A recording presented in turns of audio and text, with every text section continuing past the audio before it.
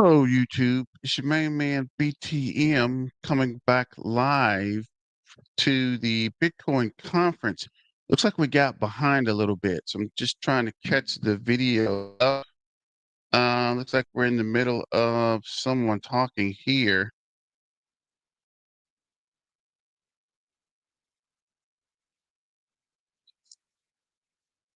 So I'm just trying to figure out where this is actually. I don't know how we got so far behind. But let's go ahead and get back to the live stream.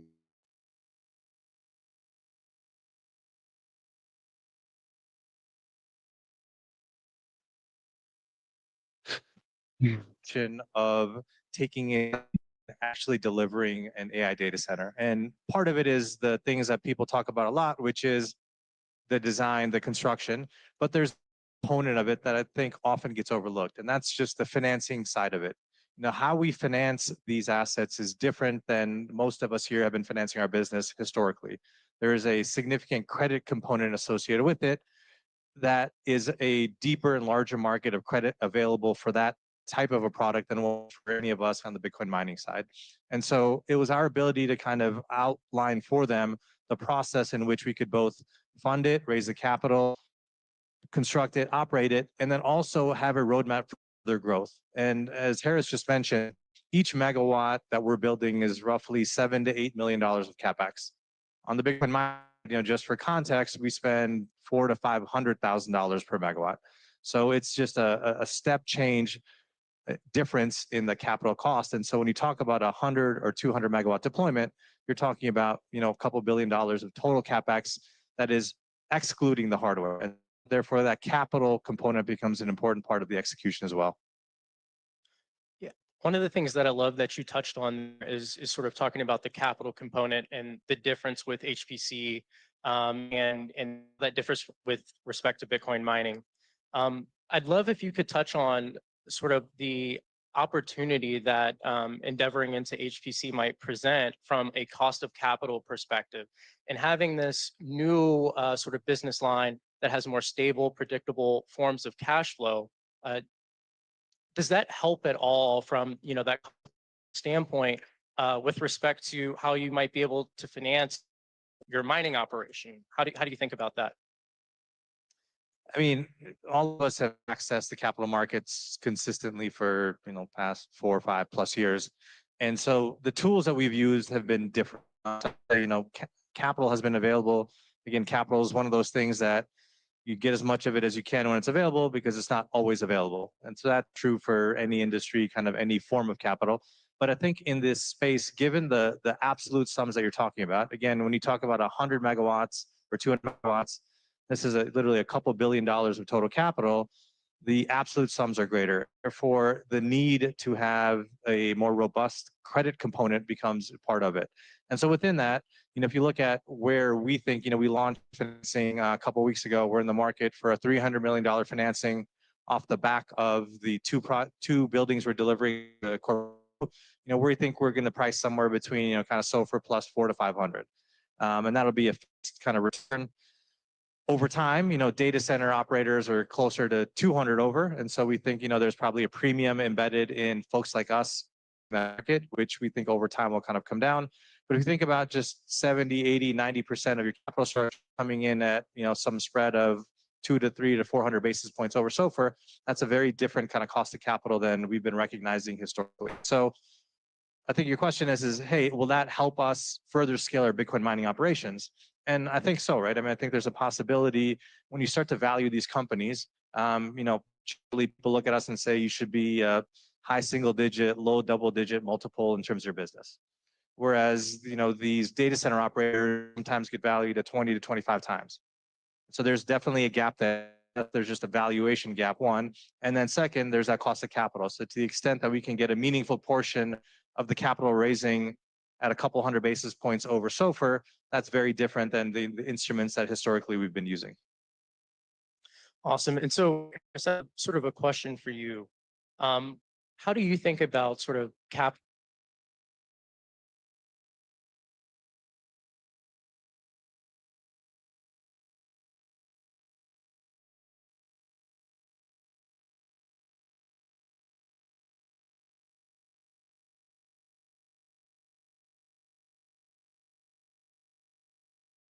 allocation.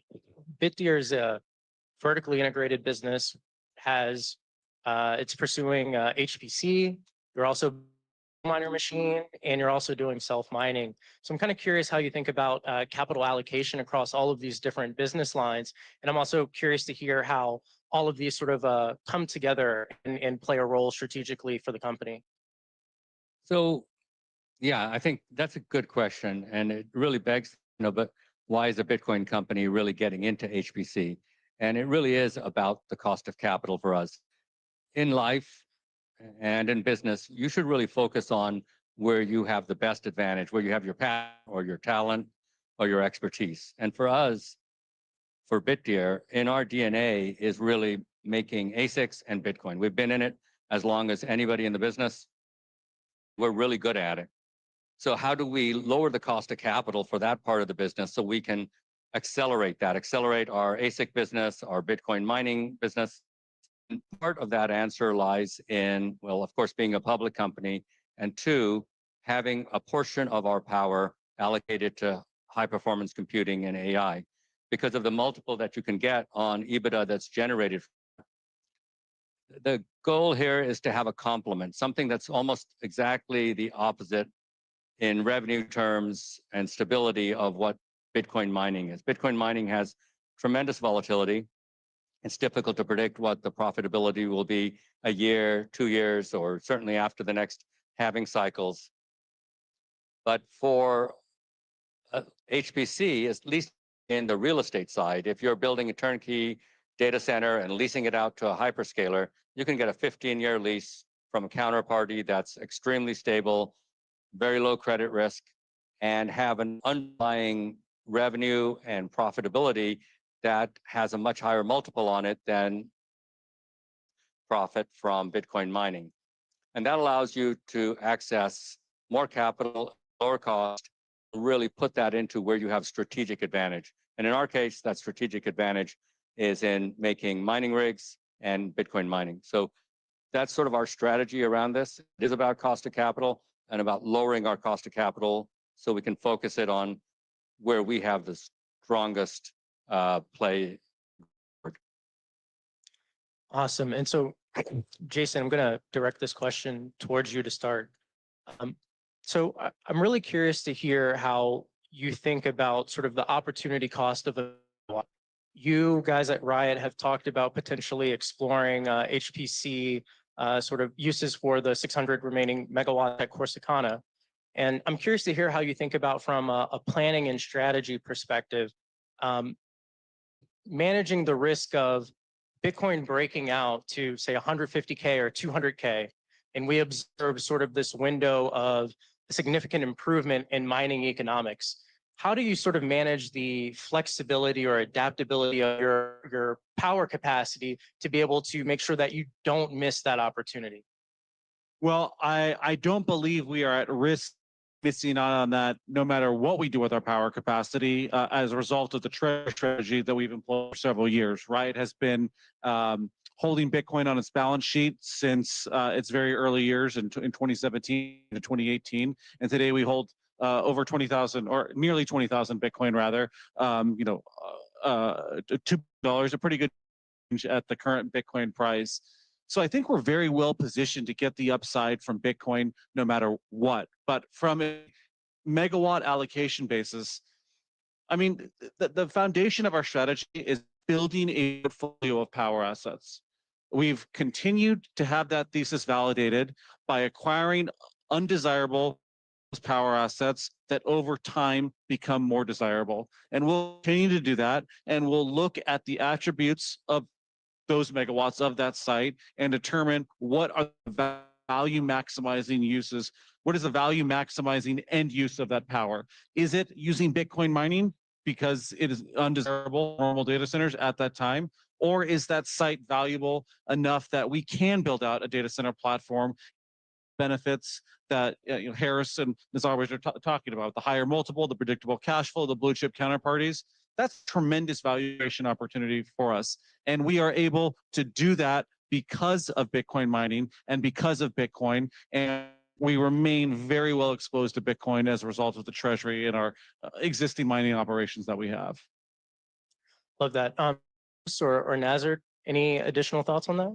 Yeah, I think an important point that Jason raised, generally, it's easier to move data than it is to move power.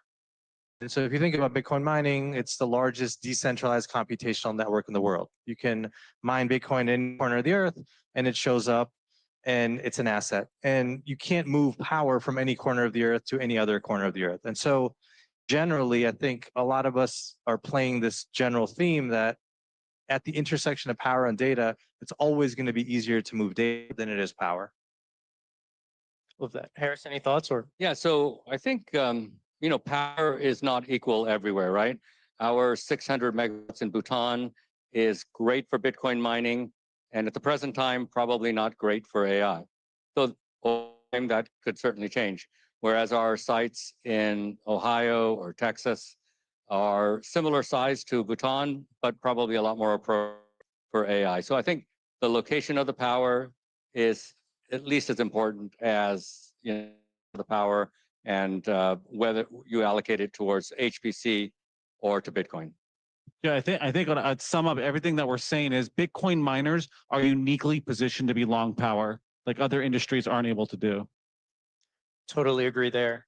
And so I want to pivot a little bit, and I'd love to get each of your guys' thoughts on sort of some of the hybrid sort of data center, I'll call it, different groups have talked about. So is it possible for high performance computing infrastructure and Bitcoin mining sort of infrastructure to live under the same roof? Or are the requirements to ultimately support that infrastructure so fundamentally different that they really should be separated? And the last piece of that I want to add on to that are advancements with things like hydro cooling, making it a little bit more feasible for a hybrid sort of data center model to make sense. Let's start you, Jason. Sure, I'll take the first part of your question. I think there is an opportunity, and I think what we are going to see over time, although for sure we're certainly in early days, is that Bitcoin is this incredibly valuable tool to enhance the economics of data centers. Data center operators will benefit from having a flexible, interruptible load like Bitcoin mining. Especially when you think about generative AI data centers, where they are not utilizing all of their GPU data center, they're not utilizing all their compute 100% of the hours of the year, but they still have to have secured power capacity and presumably are hedging out power for every hour of the year. They will, if they're not generating something, if they're not having the economic output of that power during hours, they're effectively losing money. Bitcoin mining fills that gap. Bitcoin mining, in those cases, monetizes that surplus energy. And this folds into our broader longer-term theory at Riot that you're going to find Bitcoin mining every component of energy systems and grids all over the world, because it is a tool like none other that can monetize that excess power. Harris, what do you think? Yeah, so I think I'll take a more technical slant at that question. And that is that there is a lot of commonality now between the hydro-cooled Bitcoin mining rigs and AI, which is also hydro-cooled for going forward. So I think there's more commonality in the infrastructure going forward than there has been in the past or even now.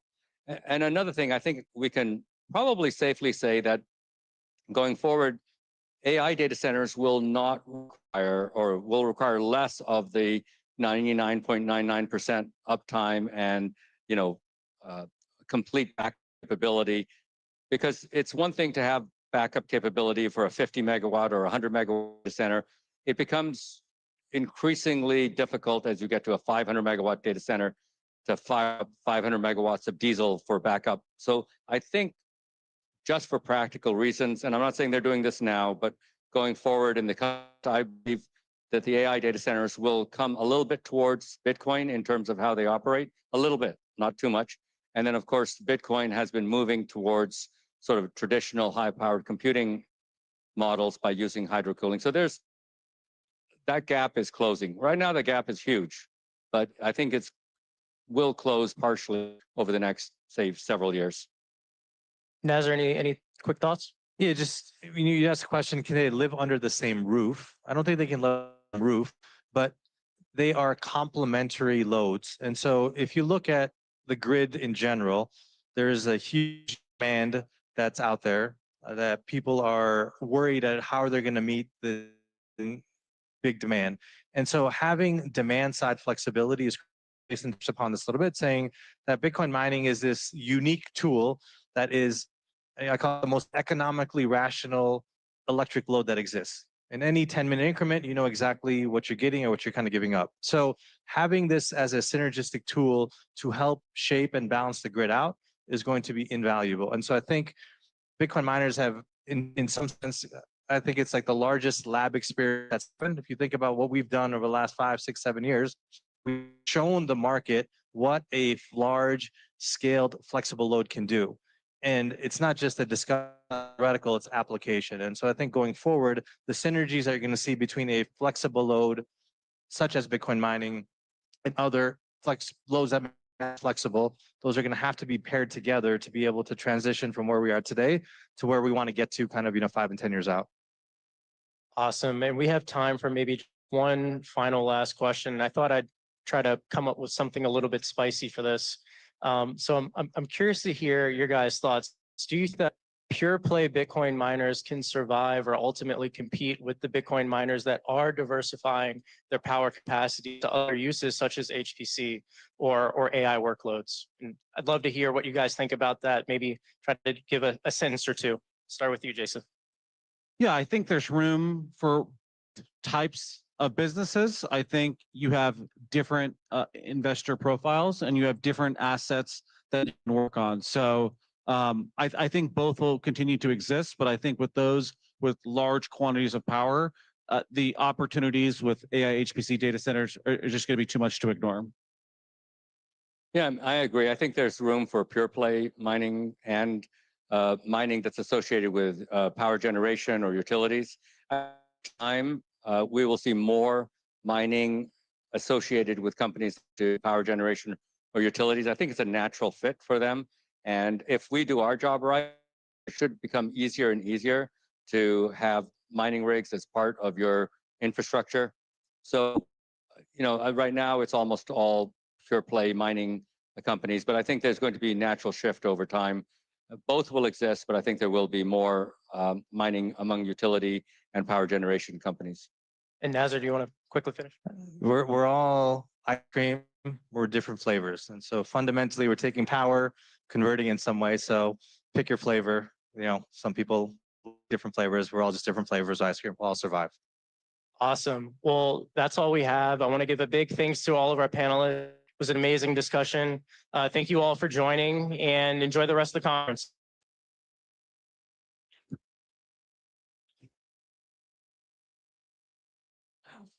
Awesome. Thank you so much for another.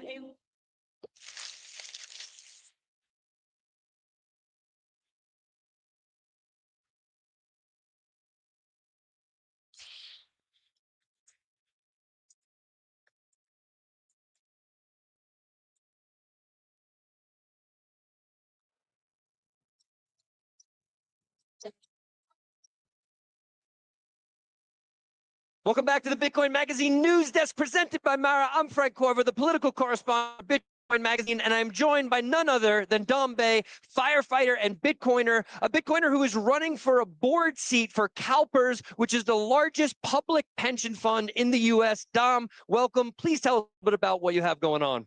Yeah, so, been a firefighter for 16 years, got a unions to learn about Bitcoin. They ended up getting involved. Some added it to the balance sheet and learned a ton about pensions through Bitcoin and prior. And so I'm running now for a board spot on Cal, largest pension in the United States. Okay, and what will your responsibilities see? Like, so I'd imagine you're going to win. You got the personality for it. You got the Bitcoin for it. What will your responsibilities be in this position? Yeah, so the board has plenary authority over the pension, which means everything. What's most important and why I'm running, there is a fracture in the incentive structure on the investment side of CalPERS. Years of underperformance, multiple chief investment officers. They've had 4 different CIOs in 5 years. So realigning the incentive something Bitcoiners know all about, and Very the well. incentives, and then bringing education and just countering 10 years of misinformation from a very hostile, agenda-heavy mainstream media. Okay. When it comes to education, what does that look like? Is it just sitting down with people one-on-one? Are you hosting meetings? What do those efforts look like? Yeah, so obviously, the pension can educate individuals. I have a nonprofit. We work with educating unions. The main thing to breaking the misinformation is meeting people where they are. People have seen the headlines. All the viewers at home have headlines. Person loses seed phrase. Bitcoin collapses and the price drops. Criminals use Bitcoin. How do you, neutralize those? Okay, assume those are true. Let's still learn about this thing. Can you put $1 of Bitcoin in self-custody and see what it does, what it feels like? Can you learn what they're doing at USC or UCLA and why they have a Bitcoin club? That starts to chip away at that misinformation. And so that's a cornerstone of everything I've ever done in the Bitcoin space. Amazing. People, do you actually give people that hands-on experience? I find that that's really one of the most powerful things, right? When people think about assets, they see their Fidelity or their Charles Schwab thing and they look at their portfolio, but Bitcoin is a different experience, right? We have to learn how to hold those private keys. We understand that it's a much different, it's almost a bodily experience that we have to learn. There's an excitement that comes with it. There's a responsibility. You go through that with people. 100%. I always say, do not pass self-custody, do not pass go. Bitcoin's greatest features are its most simple features. The fact that I can hold access to Bitcoin in my own custody, not need permission from the bank, and I can carry it with me, but yet I'm not carrying the asset, I'm carrying the access to the asset. That's groundbreaking. We don't have to do more than that. Yeah. The fact that I can send Bitcoin peer-to-peer without permission. Appreciate that. Sorry, I just got news that we actually have to go back. I'm on stage. Dom, thank you for all that. We really appreciate it. We're heading back to here now from Irene Gao from Bitmain with a special announcement. Keep it live. We're here at Bitcoin 2025. We'll be right back at the live desk after this. Thanks, Frank.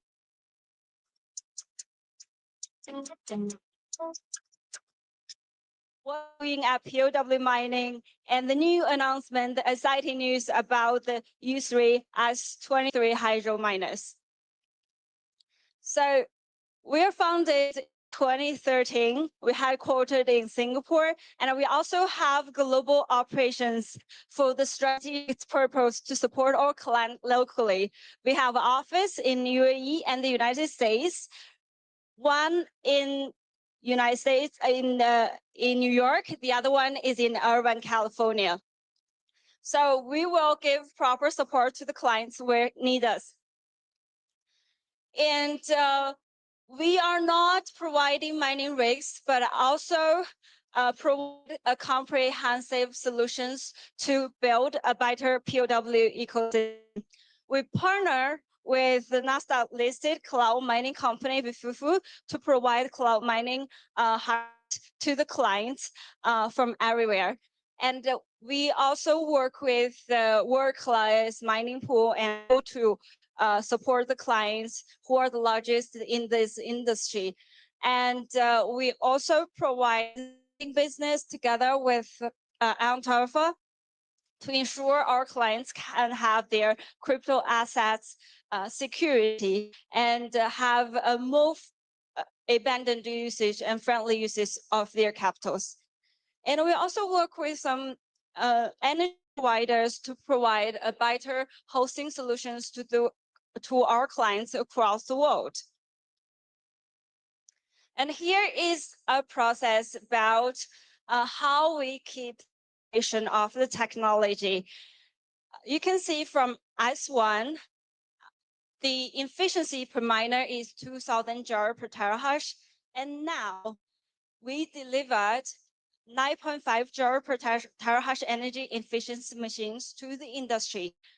Whenever we make a movement, this is a true leap forward for not only also the entire mining world. So today we're very excited to be here and successfully launch the latest server set products, U3 S23 Hydro. It reached a new peak of hash rate 1,160 terahash per unit with the energy efficiency at 9.5 joule per terahash. What does it means? It's the most efficient miners in the world. The efficiency have 27% increased, and the hash rate density just doubled. It means you can use less to produce more. You can consume less energy. You can have better economies. You use less space, but have a higher hash rate density. This is a truly game changer to the mining world. We're not only used the most efficient miners, but we also want to have a smarter projects. So this is unique project that the first time to have the new business been introduced to crypto. That's because the miner can be compatible to the AI. You can actually have a workload converge of both business and have a double benefit through it. Additionally, our clients can use the heat generated from their large-scale mining data centers to channeling to no matter residential use or the greenhouse operations to have a byproduct benefit through it. And everybody knows the hydro cooling products will give you a low operational cost, and you don't need a lot of maintenance on it, but have really good efficiency and performance. And we know that the Bitcoin mining industry is helping the grids to balance the load. So you can also use these user miners to optimizing the peak and off-peak period to ensure you can get the best energy efficiency as much as possible. And instead of the user miners, we also provide all-in-one solutions. When we talk about the deployment, we want it as easy as possible, as fast as possible. That's why we introduced these containerized solutions with the intelligent PDU on it. You can have a real-time monitoring of your performance of the miners and have a remote control of it. And as it's a modular design, it's very easy and independent to operate and easier maintenance. It means you can easily deploy it where the power is. You don't have to build transmission lines, or even it can be run behind the meter. So those rapid deployments enable you to have those projects being set up in days instead of months. And I'll give you two concrete examples for the solution. One is the latest hydro cooling solutions with the dry cooler, plus the most advanced traditional hydro miners. We just announced it yesterday as 23 hydro. So, which each container is powered by 1.5 megawatts. It can supply 308 units, deliver a really high density of the hash rate. And it's very easy to be deployed. There's a really amazing power usage efficiency of this containerized solutions. It's only 1.02. And it's a dry cooler system that's mostly data center been applied, very efficiency, and it's a scalable turnkey solutions plug and play. You can have a rapid deployment for 100 megawatts within the shortest time of period. And the second example is the emergent cooling solutions with S23 emergent and Unspace MD5 together with the dry cooling towers. So each containerized solutions powered by 0.9 megawatts, and it can support 160 units of miners. What makes these miners so unique that it can work with dual performance, high energy modes and normal energy modes. The high energy modes performance is 12 joule per terahash with 442 terahash, while the normal energy modes is 11 joule per terahash with 368 terahash per unit. What that means? It means no matter you want to prioritize your mining performance or energy efficiency, you can just switch according to the real-time data, which lets you have as much flexibility as you can in your mining business. And we also believe this flexibility gives the more opportunities for the future mining. Additionally, according to our clients' needs, we put monthly efforts to invest in more to the US production lines. We work with local manufacturers. We also invest in more to build more manufacturers to ensure that miner can be made in the US. Our clients want to have a fast delivery and want to have the goods in US. They want more services in the US and shorten the turnaround time of after sales support.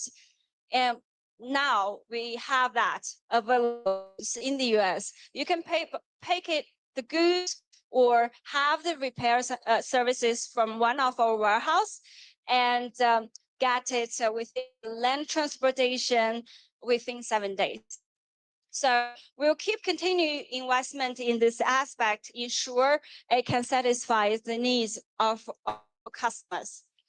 And we can give prioritized shipments of the goods made in US for US clients, especially for the new generation of the equipment. And that shows our commitment to give the not only best products, but also the best service to our clients in the US. So we are not providing products, but also technology innovation and provide best services.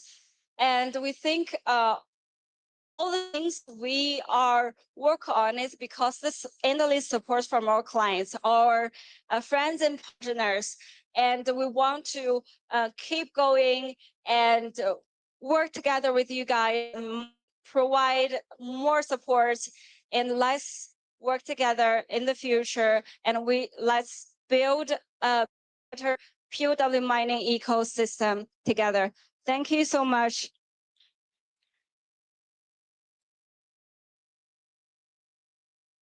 Thank you so much, Irene.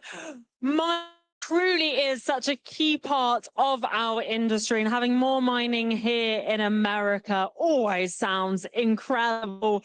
I know you guys are really excited for what's to come, so we're going to move on swiftly to another keynote. This is an announcement from Lava Loan. So please join me in welcoming to stage Shazan Morehead from lava.xyz. Let's go, guys. Let's get some energy. Shazan.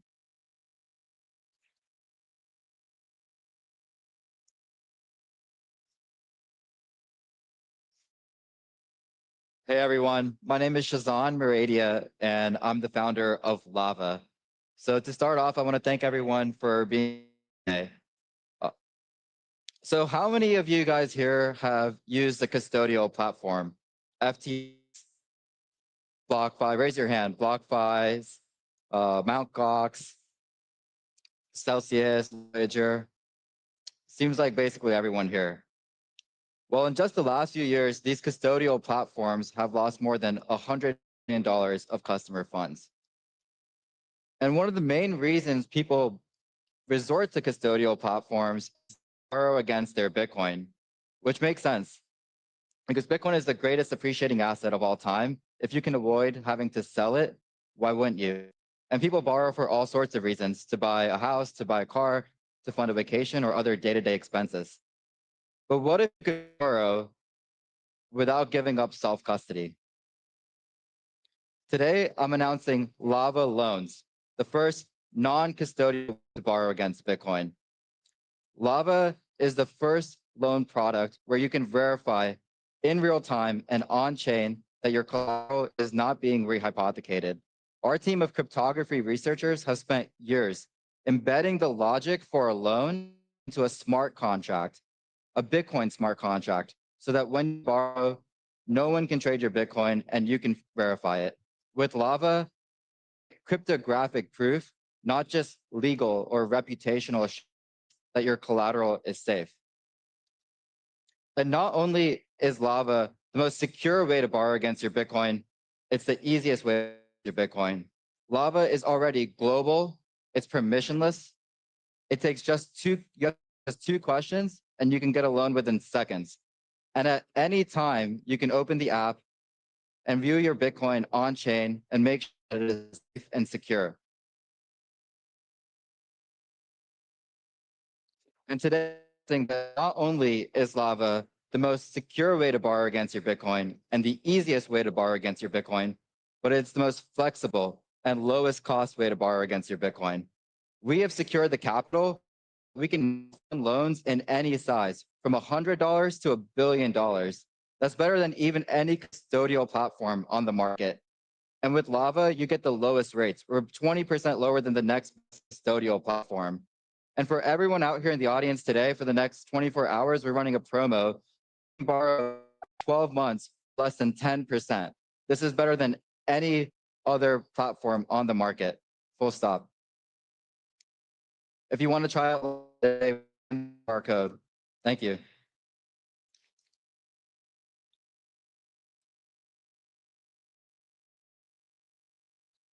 Amazing. Thank you, Lava Loans and Shazan. I told you it was going to be super rapid on stage. And we have another big announcement for you guys. So this is titled A New Dawn for Pakistan. History in the making. We're making history already today, but let's hear from Bilal bin Saqib, the Pakistan Crypto Council, Government of Pakistan. Let's get a big round of applause, everyone, for Bilal.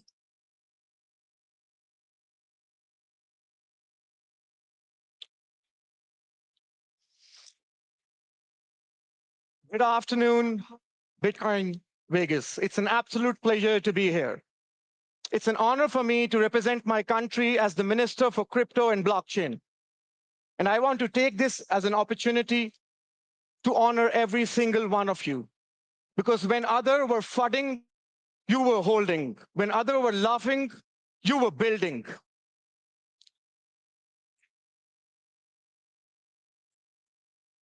You have essentially helped save this movement. And now the world is catching on. We are entering into a new era, an era where the power is going from the very few towards the masses.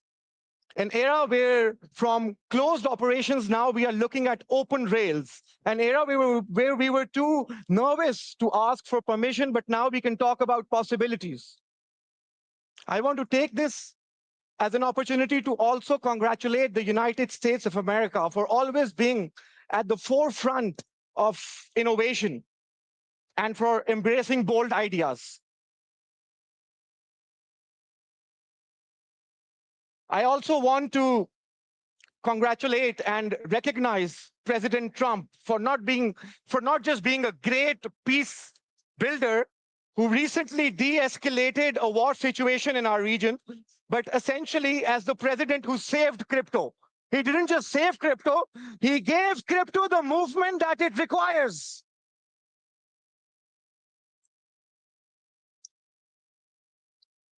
He was able to recognize what most world leaders were too afraid to say, that Bitcoin is not a threat, it is an opportunity for innovation, an opportunity for freedom, and an opportunity for sovereignty.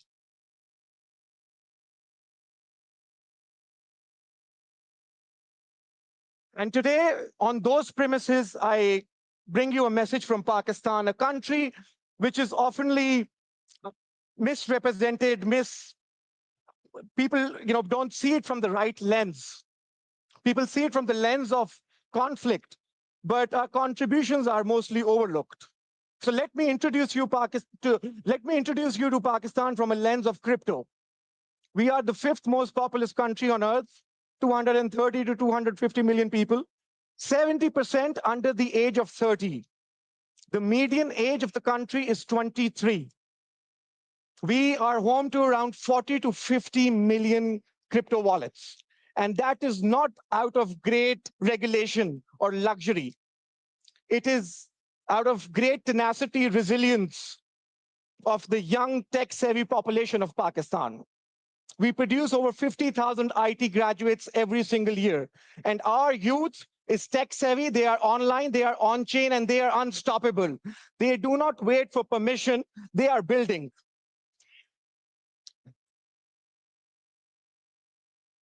And today I'm representing them, which, they are also one of the leading freelancer markets of the world. So today I am not here as a policymaker for them. I am here voicing them. I am voicing this generation that wants to build, wants to contribute in the global ecosystem.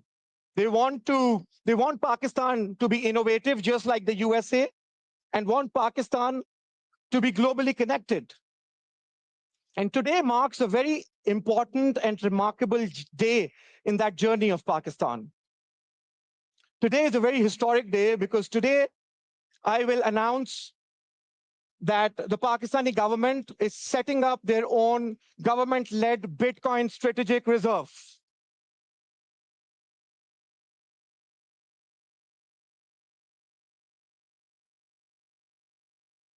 And we want to thank the United States of America again, because we are getting inspired from them. And this wallet, the National Bitcoin Wallet, is not for speculation or hype. We will be holding these Bitcoins and we will never, ever sell them.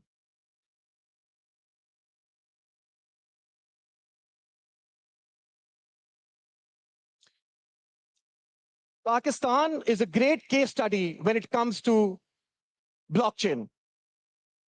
We are also announcing 2,000 megawatts of electricity to mine Bitcoin and for AI data centers. So we want to welcome all miners to come to Pakistan, all the infrastructural players to come to Pakistan and build with us.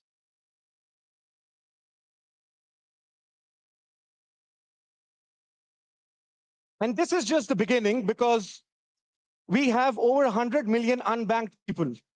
They lack tools for saving, for investment. And we want to change that. We want them to break their economic classes. And I really believe that crypto and blockchain can help us take that quantum leap. We receive over $36 billion in remittances. That's a beautiful case for stablecoins. So we are looking at the Genius Act very carefully.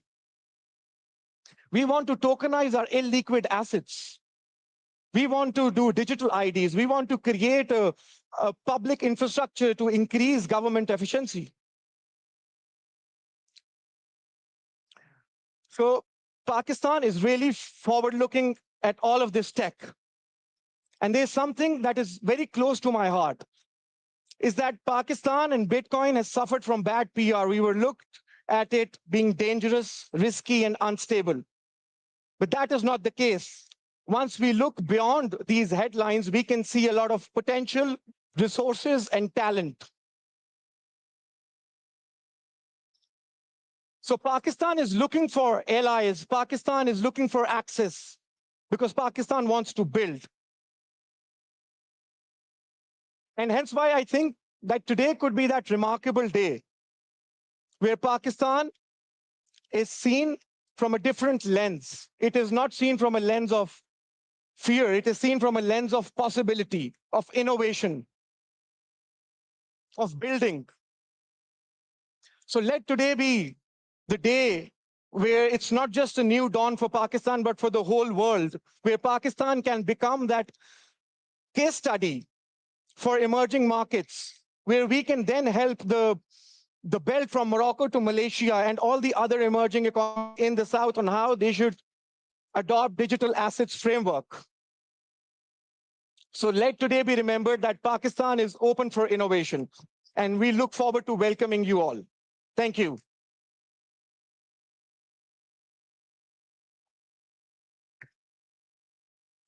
Wow, thank you so much, Brunell.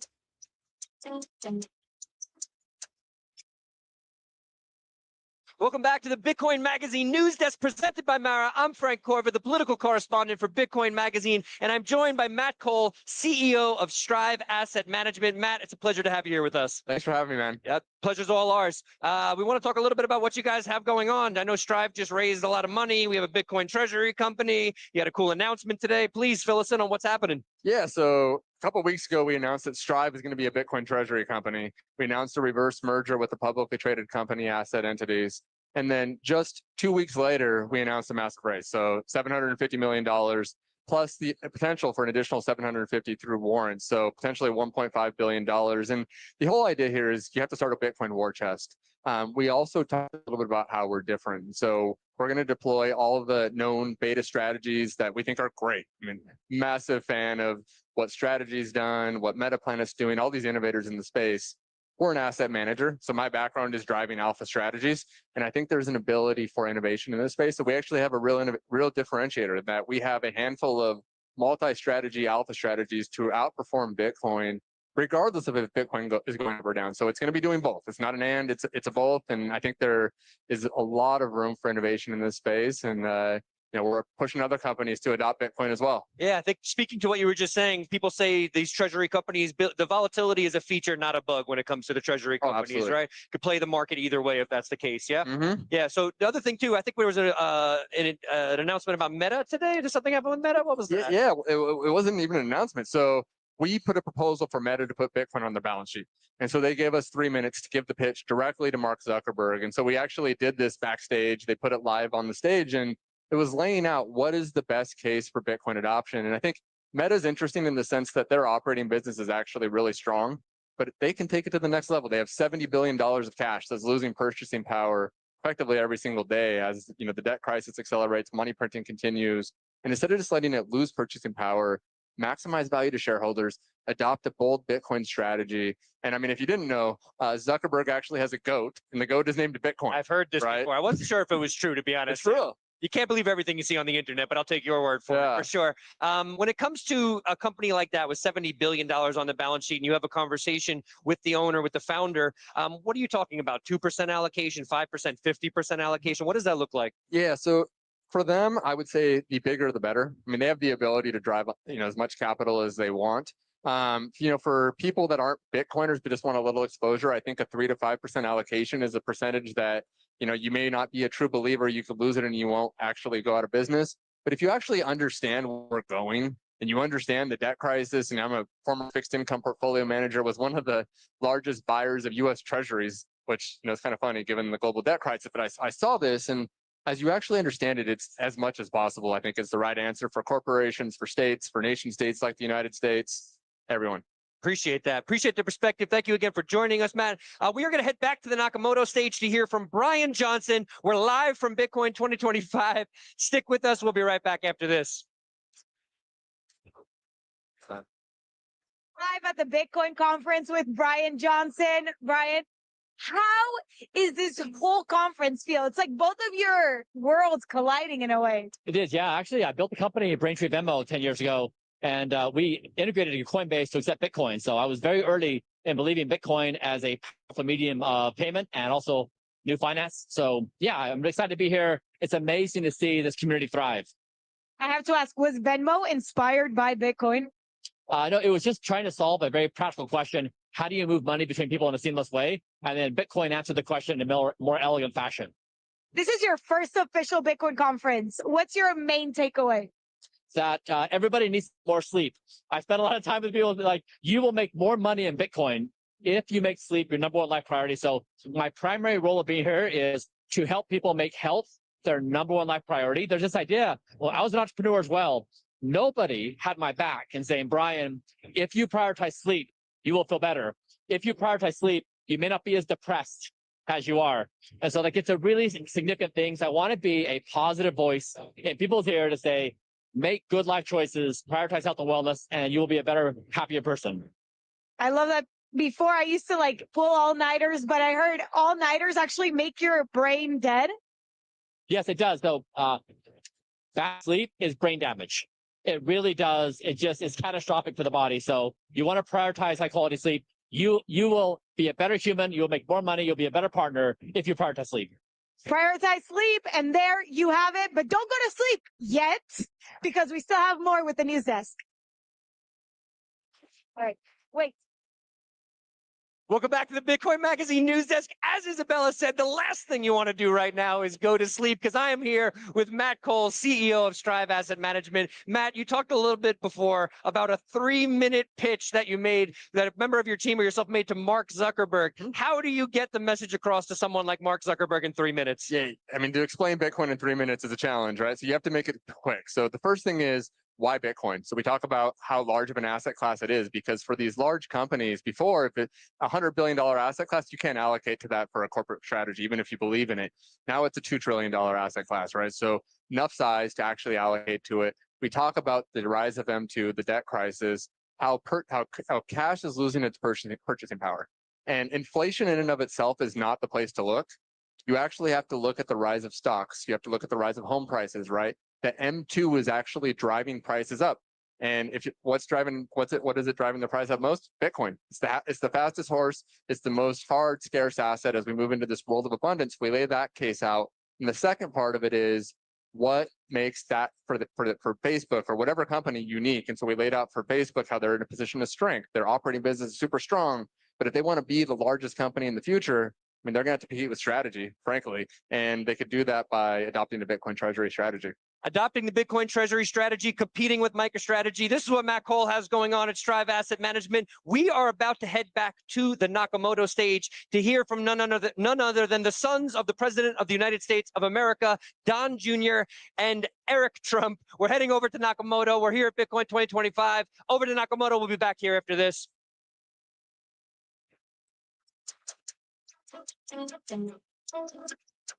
We continue to accelerate, to do things that no one ever thought that we could do. We are creating history today and forever. Right, guys, so let's go with this incredible panel.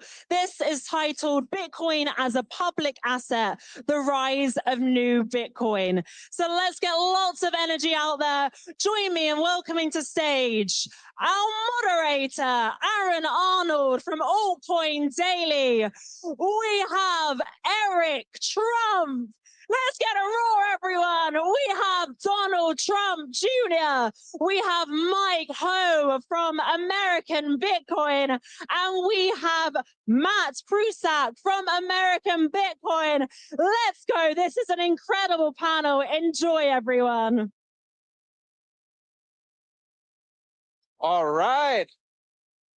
Let them hear it, guys. Woo! How are you, Las Vegas? Take a seat, gentlemen, please.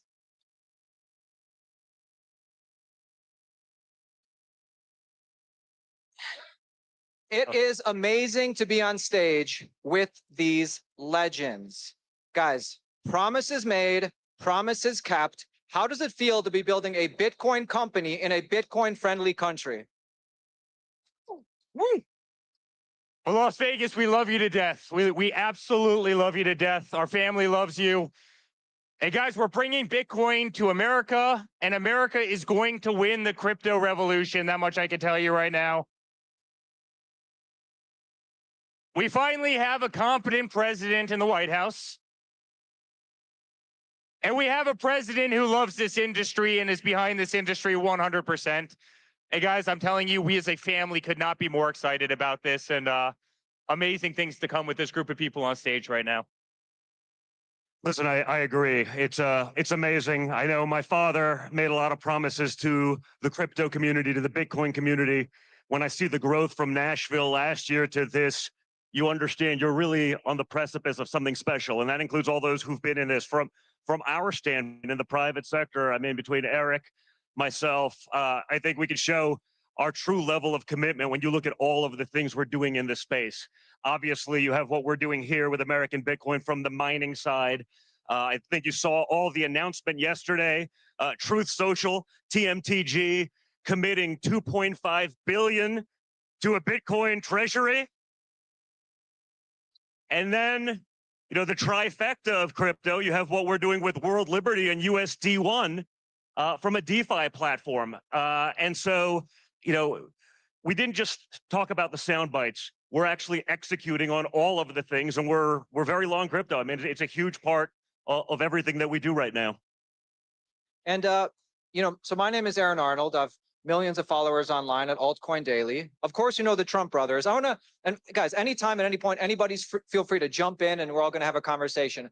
I want to get to know these two guys right now, the leaders of American Bitcoin, the Trump's mining company. And, you know, tell us, you guys were working in Bitcoin mining before President Trump got elected. You have been here for years, and you're here this year. How is it different this year? Is it a night and day difference? There was a chance that we would not be sitting here today. The previous administration and their anti-crypto rhetoric, the proposed bills, the proposed 30% excise tax to miners, we wouldn't be sitting here today. We could be an orange for Bitcoin, but it'd be an orange jumpsuit based on some of the ways they were prosecuting these things. Right? Absolutely. Slightly different kind of orange, not exactly for me. And on that point, now you have regulators hosting roundtables with the industry leaders working hand in hand in charting a path forward. I'll give an example. I'll give an analogy. I'll give a metaphor. Before, if you wanted to get from point A to point B, and you knew the path was littered with landmines, but you didn't know where they were. And when you find out, it's too late. That's enforcement with lawsuits. Now imagine getting from A to B, but the regulators are there side by side with detectors. You cross from A to B together while mapping out where the landmines are for everyone else to know how to get past safely for the next travelers.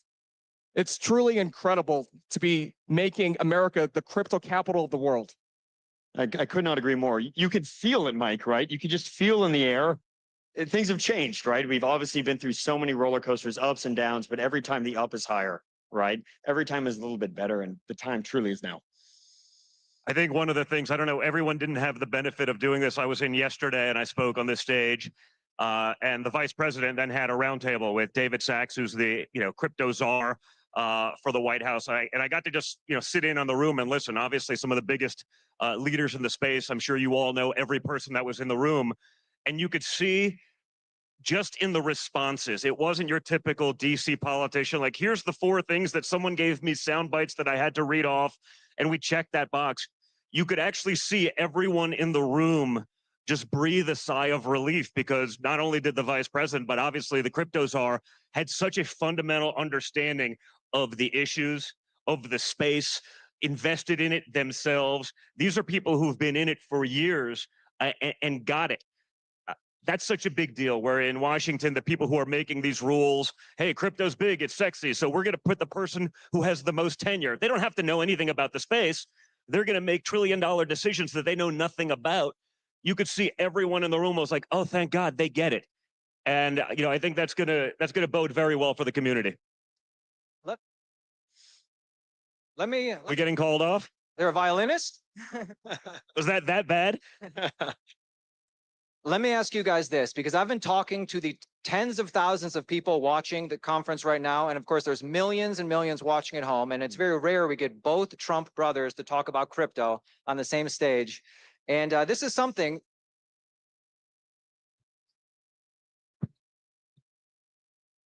This is something that people have been wondering. Which one of you got more into Bitcoin first? I'd say Eric was a little bit earlier than me, actually. I got a lot of my time for the last decade has actually been focused on politics, and it's sort of nice to be like, hey, we've run our last race. Now I'm fully, out of that space and to get back into focus. I think we all sort of experienced it a little bit in that, between the two of us, I think we're the most subpoenaed people in the history of the world. I think I've done more congressional testimony than anyone. And what we learned in those processes, as we were debanked, as we lost insurance, as people that we would have been able to call and they would have picked up the phone call on the first ring for decades, no longer even answered. We realized how many of the traditional sort of TradFi systems were actually broken. I always likened it sort of, it was a Ponzi scheme that we were a part of that we didn't realize we were a part of. We were just so far up in the pyramid that it just sort of worked. And you realized how many people in America probably were getting screwed, whether it was because of political beliefs or things that they had done, and they didn't have those opportunities. And so this whole notion of democratizing finance, that's not going to be done in the traditional banking ways. That's going to be done in crypto.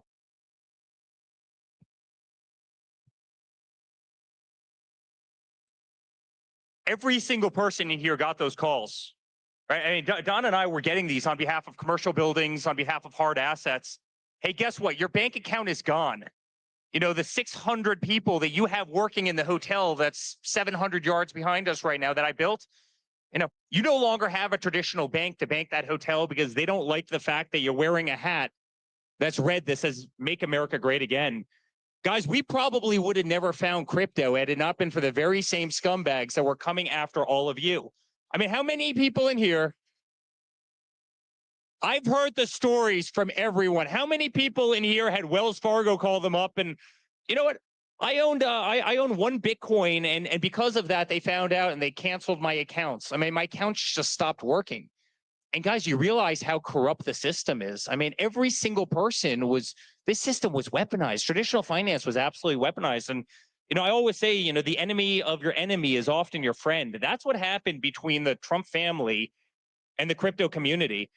And I'm not sure if we would have won the same way. I think we would have won, but I'm not sure if we would have won in the same decisive manner had it not been for this incredible community that was by our side the entire time.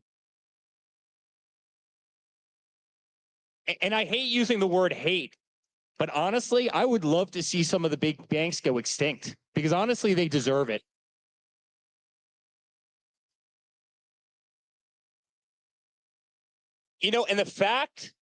And the fact that they've been allowed to get away with murder for as long as they have is honestly kind of shocking. I use this analogy all the time, but obviously I run a very big real estate company. Every Friday at 5 o'clock, we're waiting for a wire to come in. The SWIFT system is broken, but not a single person outside the crypto community has talked about this system that's so fundamentally flawed. It works 40 hours a week, barely. You have traditional banking in this country that runs 9 to 5 with an hour and a half lunch break. Go try and get a mortgage on your house. It takes 120 days, of which case at the end of it, they deny you, even though they've banked you forever. They say your money's safe when, you deposit $1 million in a bank and they keep $100,000 of it and they go spend your money somewhere else.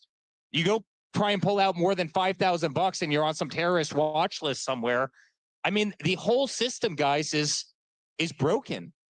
And now all of a sudden you have crypto, which solves all the problems. It makes everything cheaper. It makes it faster. It makes it safer. It makes it more transparent. It makes the whole system more functional. And you wonder why these massive buildings that dot the skylines of every city around the world, you wonder why these buildings even exist and the thousands of people that are pushing antiquated paper in these buildings. And guys, they're fearful of this room. They're fearful of all of us, and they better adapt. Otherwise, they're going to get run over, and they're going to get run over really, really quickly.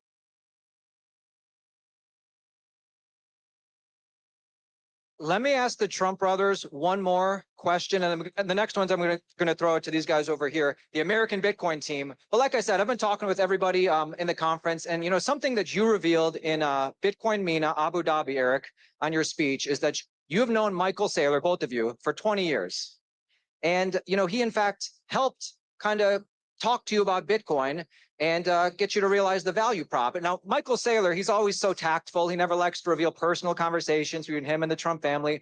Could you tell us what Michael Saylor said to you that finally got you thinking, maybe there is value here? So Michael's been a great friend of mine. And by the way, everybody needs to give him a round of applause because he's great, truly one of the greatest. Bitcoin is so fortunate to have him. Crypto is so fortunate to have him, but he's truly one of the great spokespeople. But I've known Michael for 20 years, long before he even went down the Bitcoin route. We were friends from New York. But I was with him about a year ago. He goes, Eric, here's the play. You need to mortgage Mar-a-Lago right now. You need to take $2 billion out on Mar-a-Lago right now, and you need to go long Bitcoin. And I go, know, if I mortgage my father's house right now, I'm not sure if he's, and by the way, he's a total Bitcoin maxi, but I'm not sure if he's going to be thrilled. But, you know, the amazing thing about Michael Saylor is he is truly one of the most pure, incredible people. He tells everybody, including Mike, right, including Matt, including our entire team, he goes, guys, do what I'm doing.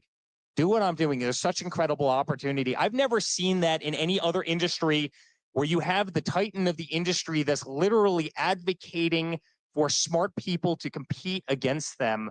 And that's how much Michael Saylor loves this industry. And I think all of us owe him a tremendous debt of gratitude because what he's done for all of us is tremendous.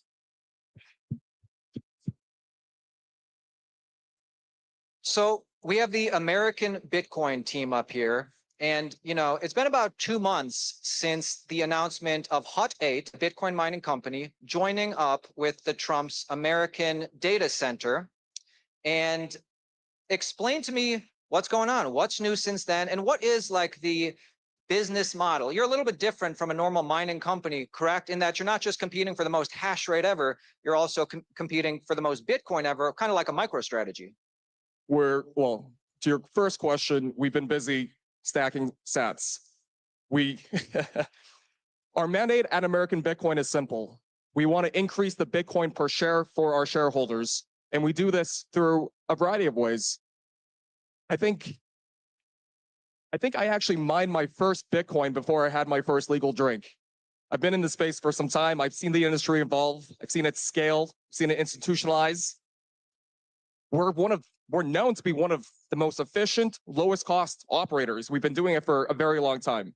So we see Bitcoin mining as just a foundational layer of being able to accumulate more accretive Bitcoin for our shareholders at a discount to what the market can buy Bitcoin for, a significant discounts. And then there's a value in the volatility of the stock.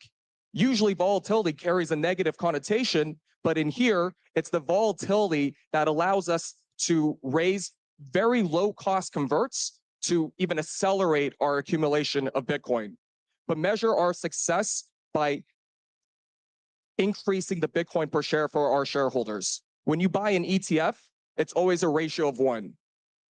The value of Bitcoin will probably go up, but your ownership will always have a ratio of 1.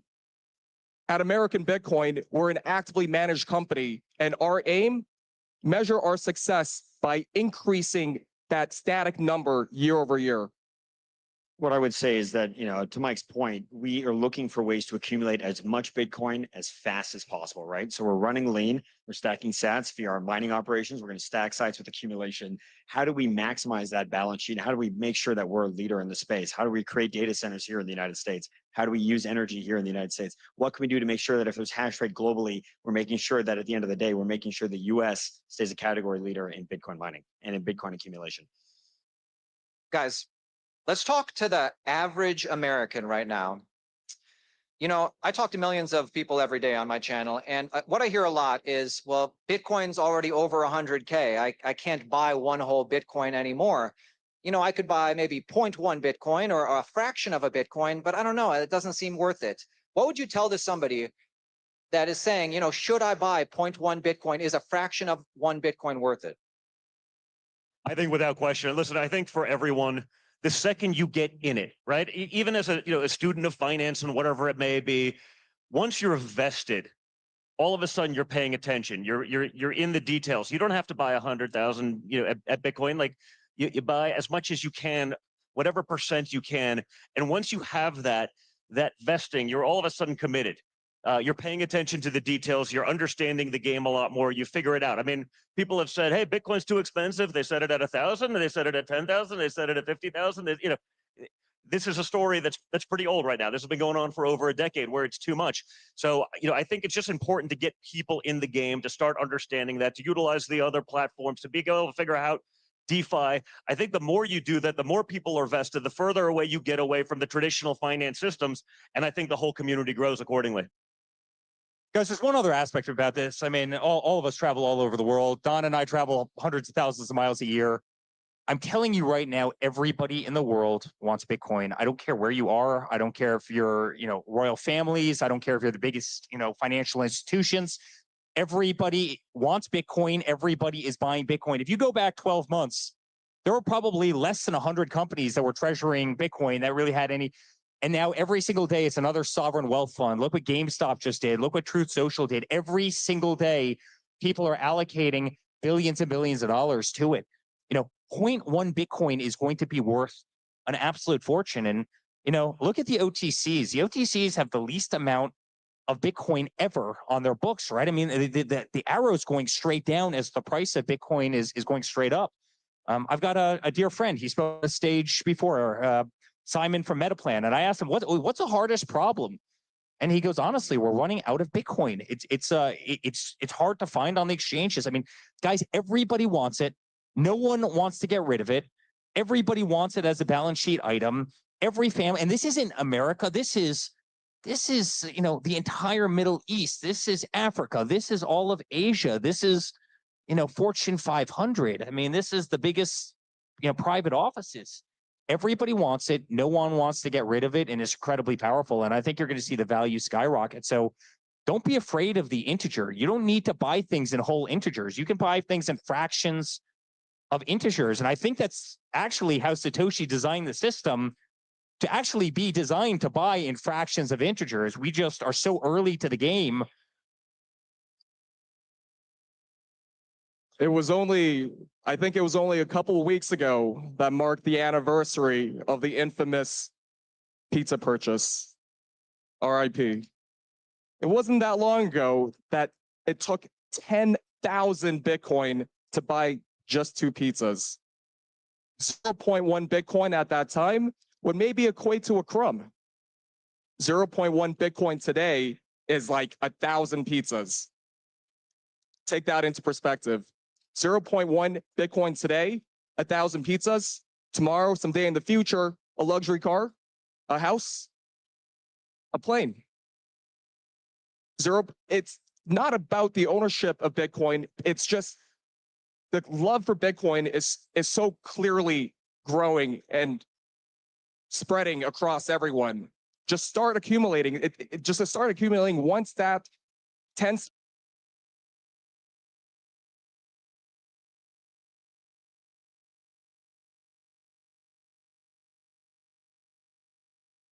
Satoshis, 100 Satoshis, it's never too late. Totally agree. And that's worldwide, right? You just got to get off of zero, Mike, right? Just get off of zero. That's it.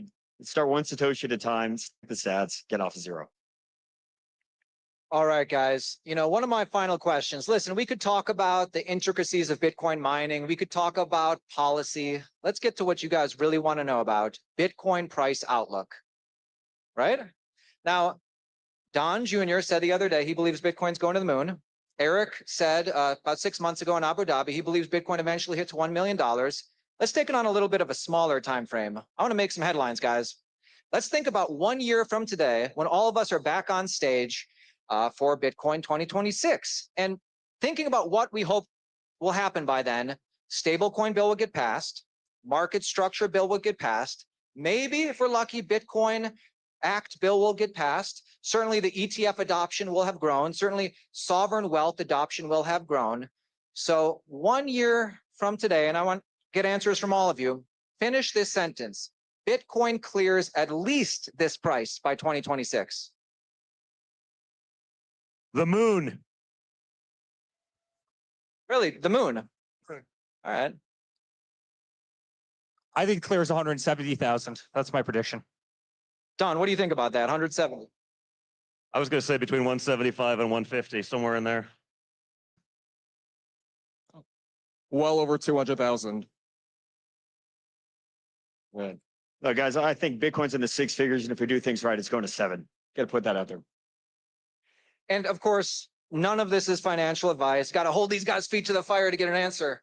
But then besides price, like just, nothing to do with price, just as this industry is changing and you guys are like 100% full in this industry now, and you guys have been for a while, like what are your predictions for how this industry does change, whether it has to do with, Bitcoin adoption, crypto adoption in the US specifically, or around the world? What are you guys seeing?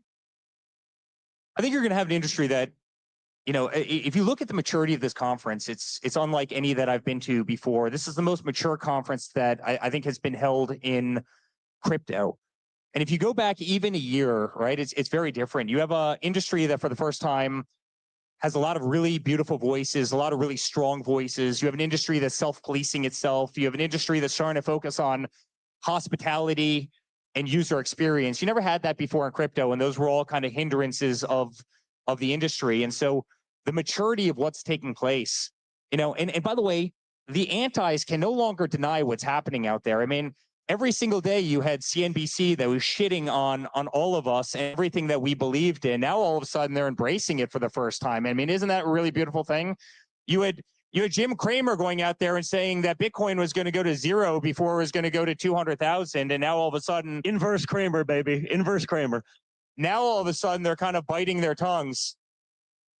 And so I think the best days of this are ahead of us. There's no question we're in the dial-up mode right now. The next 10 years are going to be absolutely parabolic. And the people that get in on the ground floors, I think, are going to make an absolute, fortune. And I think just, if I could quickly say, on behalf of this group, the ABTC group, it's not even just getting in at par. These guys, based on how good they buy energy, are literally mining Bitcoin at $40,000 a coin, $41,000 a coin. There's no commodity in the world. Gold, you go out and mine gold right now, you're pretty much buying, you're mining gold at par, and you're selling it using complicated options and things like that to make small little spreads.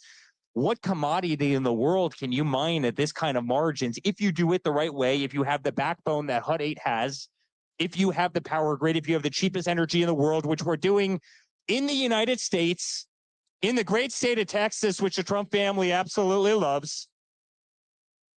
And so it's so cool. It's like, you're able to go out, physically build these buildings, physically mine, use American energy in America to grab, one of the greatest assets the universe has ever seen that's appreciating at 50 or 60% year over year, acquire it for 30 cents, 40 cents on the dollar. To me, it's like the coolest business model ever, and I've never been more proud to be part of something than we are with these incredible guys. So had a lot of fun. Consider these guys unbelievable friends, and sky's the limits for American Bitcoin. And then final thoughts. We Anybody? love you. Thanks, Eric. So I would say a decade ago, the crypto community we were seen as the misfits. It wasn't mainstream cool. It wasn't. But now that rhetoric is completely flipped. It's completely flipped. Now we're on par with where the sentiment of gold was 50 to 100 years ago. It was everyone's dream to own a nugget, a gold bar. Crypto has so much room to run, so much room to go. Bitcoin today is only 2 trillion. There's, I think, $400 trillion in the world across asset classes. It doesn't take very much. It doesn't take very much. It is, and I have to say, there are no two better people than the brothers on the stage here to bridge worlds, from hard assets to strategic finance, from private markets to capital markets, and to have a common tongue with so many different groups of people, from traditional finance to the crypto community and to the general public that haven't orange pilled yet.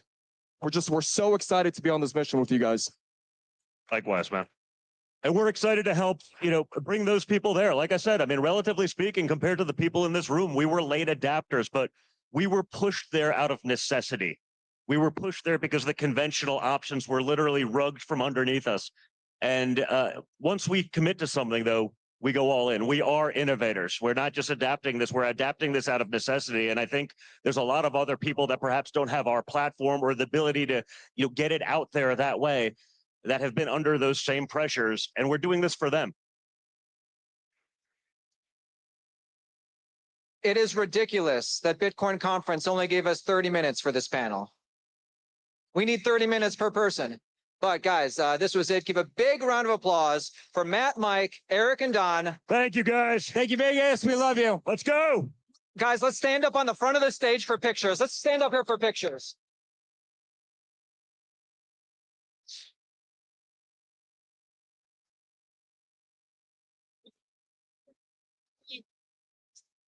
thank you so much for that incredible panel. Wow, look at this crowd. This is incredible.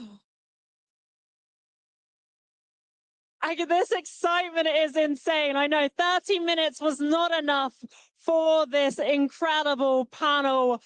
Some super bullish predictions on this stage as well, which was incredible to listen to. And thank you so much to this incredible crowd as well. I love this excitement. It's incredible. I've got my astronaut suit. We're going to the moon, guys. We are going. Let's go. Let's go. Thank you, gentlemen, so much.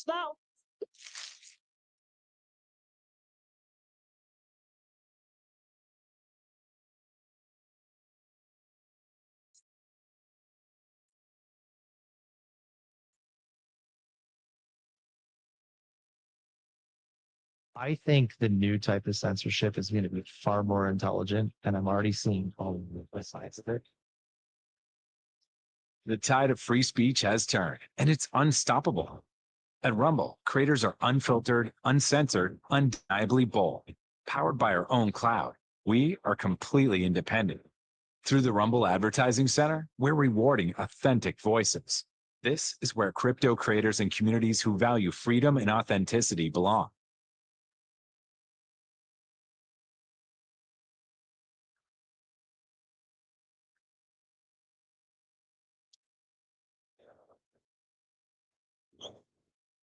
Welcome back to the Bitcoin Magazine News Desk presented by Mara. It's day one of the largest Bitcoin conference in history. You just heard a super bullish panel there with Eric Trump and Donald Trump Jr. talking about how Bitcoin is going to rip in price and go to the moon. The problem, they said, is that there's too much demand and not enough Bitcoin. I'll read a few quotes. Quote, the anti-Bitcoin can no longer deny what's happening. Quote, this is one of the greatest assets the world has ever seen. Here to break down everything you just saw, we're welcomed by two special guests. Dom Bay, founder of Proof of Workforce, and you know him from his panel earlier where he called on Meta. Yes, the Facebook product owning giant. From Mark Zuckerberg, we have Matt Cole, CEO at Strive. Guys, want to bring you into the conversation here. Obviously, there is a huge amount of demand for Bitcoin, and it's happening at all levels, corporates, states, governments. It sounds like you're active at most at the state level. Dom, can you tell us a little bit about why you think this is a huge growth area for Bitcoin? Yeah, so hey, we've seen Bitcoin now in the top 10 assets globally by market cap consistently, right? It's no longer a luxury to learn about Bitcoin. Scarcity remains one of the key cornerstones of Bitcoin. And so funds like pension funds, private, wealth funds, they have to find this scarcity because it is only going to keep running out and becoming more scarce. So no matter when they find it, it's going to continue to be more scarce at whatever that time is. Matt, let's bring you to the conversation here. Obviously, you're talking to some of the biggest CEOs in the world, trying to get them to adopt. Where do pensions fit into the story? We really haven't heard that much from pension funds. It's been talked about as a potential class of investors that could get interested. What's the latest? Yeah, now is the time to drive corporate Bitcoin adoption, pension adoption. That's why I'm so excited for Dom to run for the board of CalPERS. I was there for 16 years before I was the CEO of Strive. And this is one of the largest pension funds in the U.S. and the largest. The largest. Okay. The largest, about $500 billion of assets under management. But like many pensions, they're underfunded. So about low 70% funded ratio. And this is after the great financial crisis. Think what's happened since 2008, 2009 to now. Equities at all-time high. Bitcoin at $100,000. Yet these pensions are stuck. And we're moving into this world of abundance with AI, right? Where a world of abundance, there's going to be demand on what is scarce. Now is not the time to load up your portfolio with debt. We have a debt crisis. You actually need to look for a scarce asset, and it's Bitcoin. And that's why I'm so excited to see Dom doing what you're doing. Yeah, Dom, I want to talk to you a little bit about just the number of options that these institutions have. We've seen pension funds adopt Bitcoin, but they're not buying and holding Bitcoin. They're usually getting exposure through another vehicle. It's historically been the ETFs, maybe an IBIT, maybe a MSTR. What's the exposure level look like there? And is there a certain path that you'd like to see the pensions go in terms of their allocation? Yeah, me and Matt talked about this before coming on. Pension funds, don't typically hold hard assets. ETF was a groundbreaking thing that happened in January. We saw Wisconsin. We were lucky to play a small role in educating the board of trustees at Wisconsin. They were the first out of the gate. The ETF is the the structure of choice. I would like to see pensions have some kind of in-house staff learning about custody and Bitcoin, the asset, even if just having an idea about it and still deciding to go with the ETF because they can hold it. There is a way where they can hold it without third-party risk. Matt, quick thoughts before we go back to the main stage. You were calling Mark Zuckerberg and Meta earlier. Any response? Yeah, so we gave it directly to Zuckerberg. So he heard us. They actually voted it down, similar to like Microsoft. But it's important to note that before we were pushing for corporate Bitcoin adoption, we were fighting against ESG. And when we would fight against ESG, these proposals would get less than 1% support. What has happened? ESG has collapsed. And this can happen with Bitcoin as well. And so my prediction is over the next 10 years, you're going to see most companies in the S&P 500 own some Bitcoin. Well, of course, history happening. It's day one of Bitcoin 2025 underway. We've got Blockstream CEO Adam Back, a legend in the computer science space, about to take the stage. Stay tuned across YouTube, Rumble, and X. Announcements are happening live.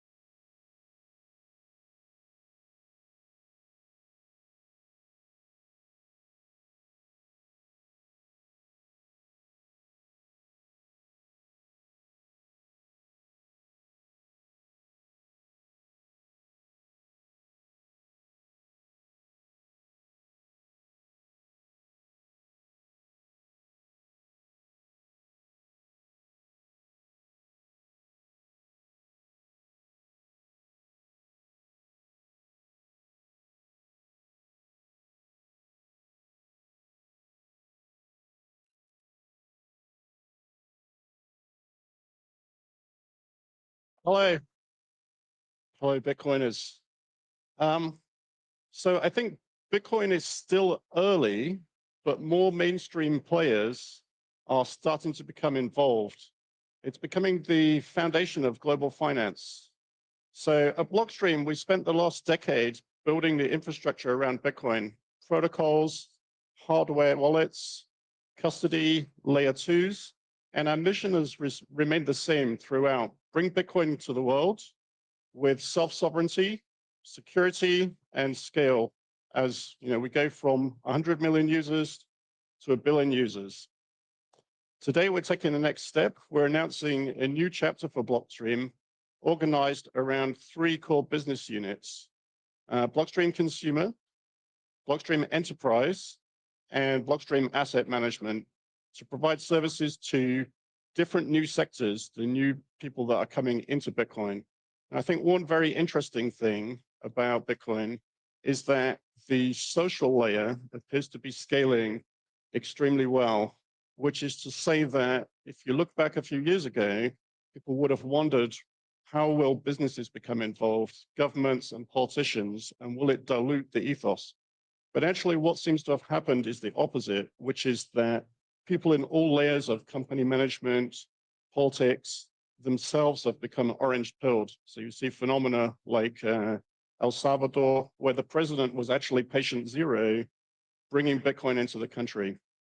So we think Bitcoin is becoming the dominant financial asset. In 2009, one day after the Bitcoin network launched, a friend of mine, Hal Finney, made the projection that Bitcoin's addressable market, the monetary premium in assets globally, was $200 trillion. So today we are a lot closer to that situation. And as I say, it's still early for Bitcoin, but the beginnings of institutional investment, of enterprise use, of companies adopting Bitcoin as a treasury asset are coming into play. And at Blockstream, we're here to provide the infrastructure to enable that.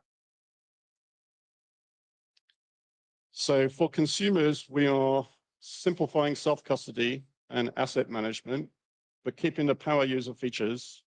For businesses, we're enabling asset issuance and transfers over Bitcoin-backed infrastructure. So if you think about Bitcoin as the internet for money and internet for assets generally, it's an open fabric for financial use cases. And for investors, institutional investors initially, we're providing access to Bitcoin-focused funds and institutional grade custody with Blockstream asset management. So today we're going to talk through some key parts of it.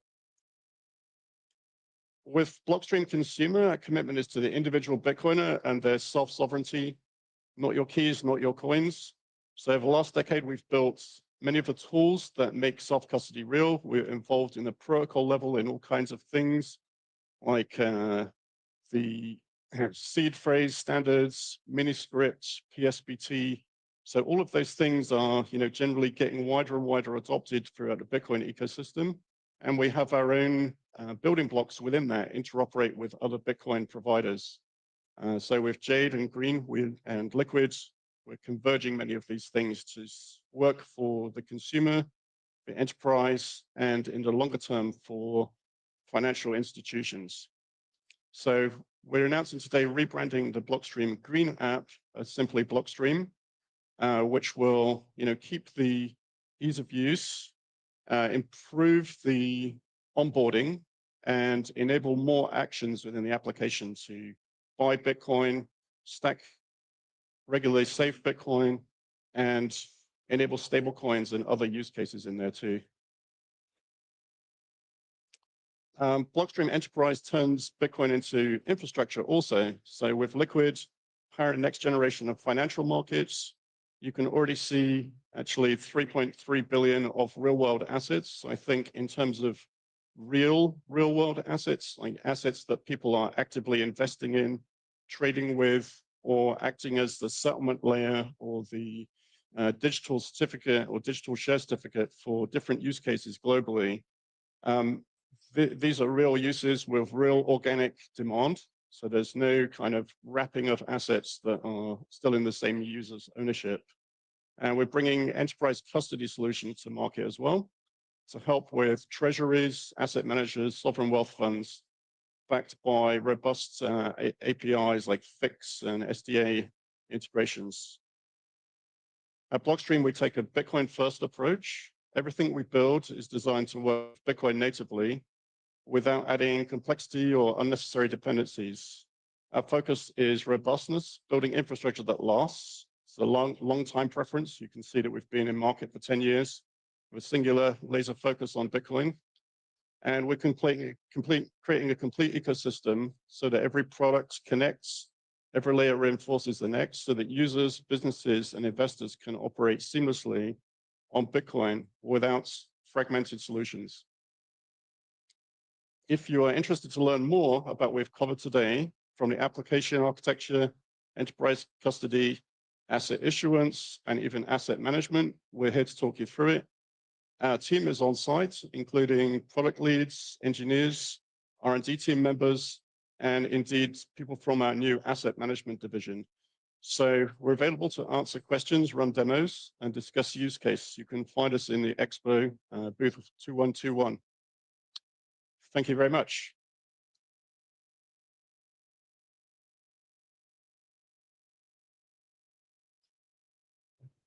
All right.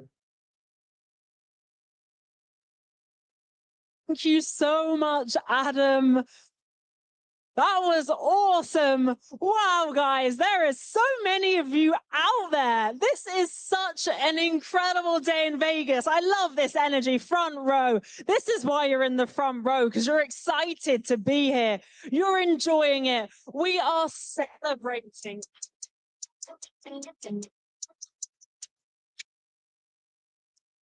You just heard a special presentation from Dr. Adam Back. Welcome to the Bitcoin Magazine News Desk presented by Mara. Day one rolls on, but still so much more to come. You've seen GameStop buy Bitcoin. You've seen New York City announce the first ever BitBond, and you've seen Pakistan launch a strategic Bitcoin reserve. Here to break it down, we've got another all-star panel. To my left, American Hodl. To his left, we have Aaron from Altcoin Daily, and to his left, Austin from Altcoin Daily. So we're going to bring the conversation back to what we were talking about before the cameras were rolling. How much Bitcoin is enough at the present moment?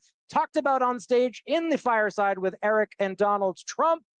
American Hodl, over to you. You were famous for the meme 6.1525 allocate, reach that stacking goal. What is the new stacking goal that you think people out there should achieve? Yeah, so I mean, when I first came into Bitcoin, the stacking goal was 21 Bitcoin, which is, $2.2 million, something like that right now. So I mean, that's very unreasonable for the average person. And so we lowered it, or I lowered it to 6.15 became the default stacking goal for 3 or 4 years there during an epoch. And I think every epoch has its own stacking goal. And I think right now the stacking goal is something still like 1 Bitcoin, because very shortly 1 Bitcoin is going to run away from you and you're not going to be able to get your hands on. Now, again, still like that's 6 figures, right? Like that's a large amount of money for the average person.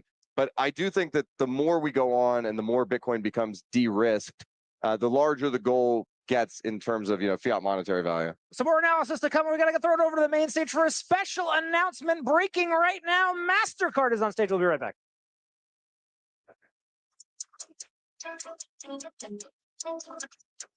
Does the card play in your wider product ecosystem? Yeah. The Bitcoin credit card was really built by Bitcoiners for Bitcoiners. It's a great way to invest passively on everyday purchases. So anytime you spend fiat, you earn Bitcoin back. It's a great way to not have to sell your Bitcoin. You just continue to earn Bitcoin. You don't have to track the price. So it's super simple to earn Bitcoin through the credit card. And we also are really excited because it provides an opportunity for people who are new into crypto to start earning Bitcoin. A lot of people don't necessarily want to trade or pay attention as much to the prices. We're all glued to the prices, but a lot of people aren't necessarily quite as glued to the Bitcoin price. And so this is really a great way to bring more people into the ecosystem because you can just passively earn Bitcoin through everyday spending. And I really saw you out there in the front line, giving out T-shirts, engaging with customers. And what's the feedback? Because we see a lot of crypto cards out there, right? Some let you spend crypto, and for those that want, I think that's very fair. That's utility. But what do your users say? What's the feedback you get from the crowd? Yeah, the feedback has been really positive overall, and we've loved to see people posting their rewards on X. So if you do have the card and you want to share your rewards over time, we love to see it. And there's a stat, I think it's 176% growth in rewards over the last year of people who have earned Bitcoin back on their credit card. So really impressive growth over time. And we have had really positive feedback so far. And, if anybody gets the card, you can go to Gemini.com/card and let us know what you think. Very cool. And I understand I don't have to be an existing customer to get the card, right? Yes, you can sign up for Gemini and apply for the card right away. And it's a MasterCard product. So we're really grateful to have MasterCard as a partner in this, and WebBank as well. And, MasterCard has been doing a ton in crypto and in Bitcoin. So we're grateful to have you guys as partners. Thank you so much, Olivia, for telling us about the new card. And to all you that don't have a Gemini card yet, or the card, just walk over there, follow the orange, follow the Cybertrucks. And thanks for the partnership. Thanks for being here with us. Thank you. Bye-bye.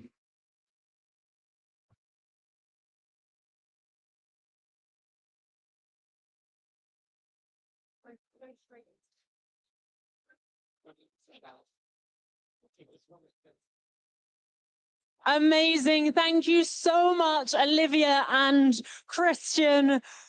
Wow, guys, we keep the news coming to you. So many amazing announcements, so many incredible keynotes, panels. It has been absolutely insane. And we're here in Vegas. So you guys can party tonight as well. Let all that energy out. And then we have one last day tomorrow with even more insane speakers. So for our next amazing keynote, I have to say, I got to chat to this gentleman earlier, and it really was an honor because he was one of the reasons why I got into this space when I read his amazing book. So this is titled Bitcoin and Tether, Drinking the Dollar Milkshake. So guys, let's get a very, very warm welcome. Safedine Amos, the CEO. Safedine, come and take it away. Thank you so much. Thank you. Thank you, everybody, for coming out, and thank you to the organizers for having me. It's a pleasure and an honor to be here. Today, I'm going to be talking about Bitcoin and the dollar. In particular, so guys, at this point, I guess we're going to go ahead and wrap it up for the day. I was going to run one more, but shutting it down. I might come back later and play the rest of this video, but I need to run some errands real quick. But thanks for joining. Don't forget to like, share, and subscribe.